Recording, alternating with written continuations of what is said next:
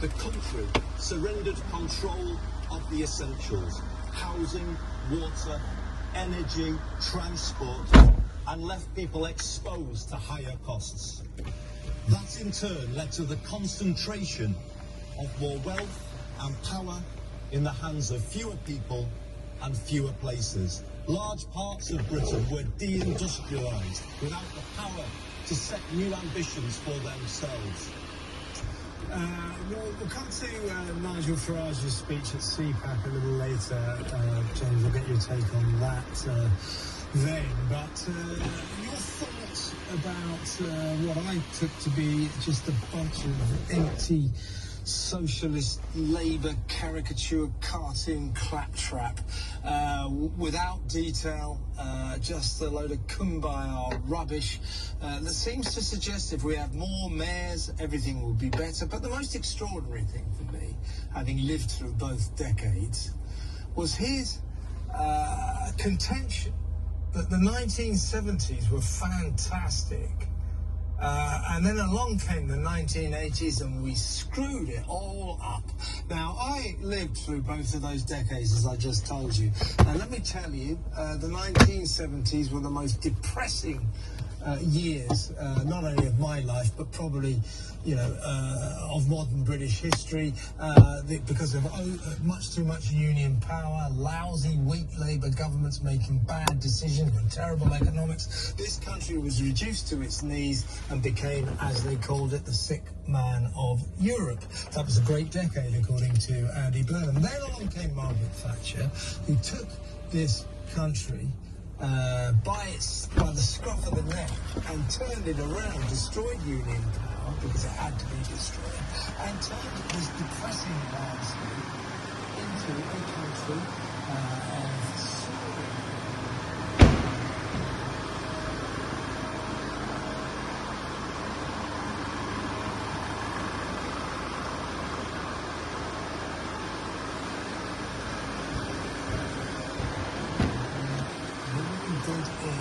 In the 1980s, made mistakes.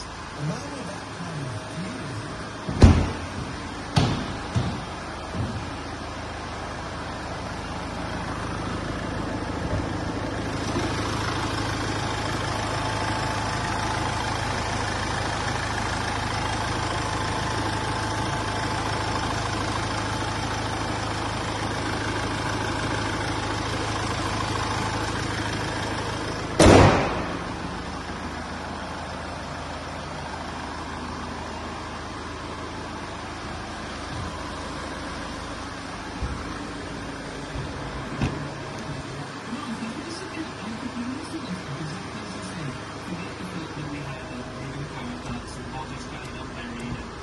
being unpleasant on the streets and 3-day working weeks and all the kind of horrors of the 1970s where our industry was being completely destroyed and it was cheaper to mine the Newcastle in northern Australia and then cart it all the way around the world to Britain than it was to mine that same time in Newcastle in England, because trade union power was so powerful and inflation was running away and we didn't have any money for any pockets of things in the Cold War and these were all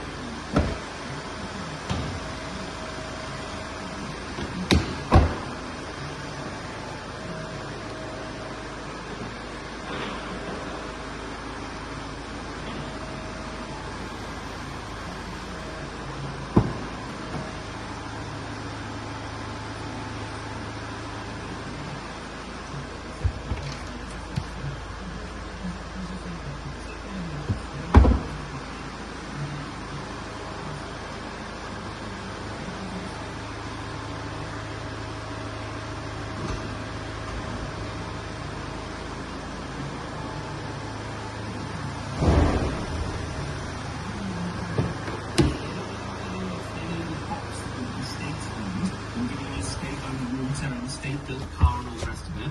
We unleashed the power of the market and people were able to have the dignity of owning their own homes, something that Andy Burnham wants to take away. Of course, he owns his own home, doesn't he? But he doesn't want future generations of Brits to be able to own their own home, because the only policy this idiot has come up with is, oh, I know, more council houses. But I've got to say, Kev, I think this is a good day because it makes me realise that the left has absolutely no ideas left. The one idea he's got of council houses, fine, see if you can build some. And if you can, the future right-wing government will extend right to buy to cover all of them, and we will give the people their economic freedom and their liberty, and they will reject the horrible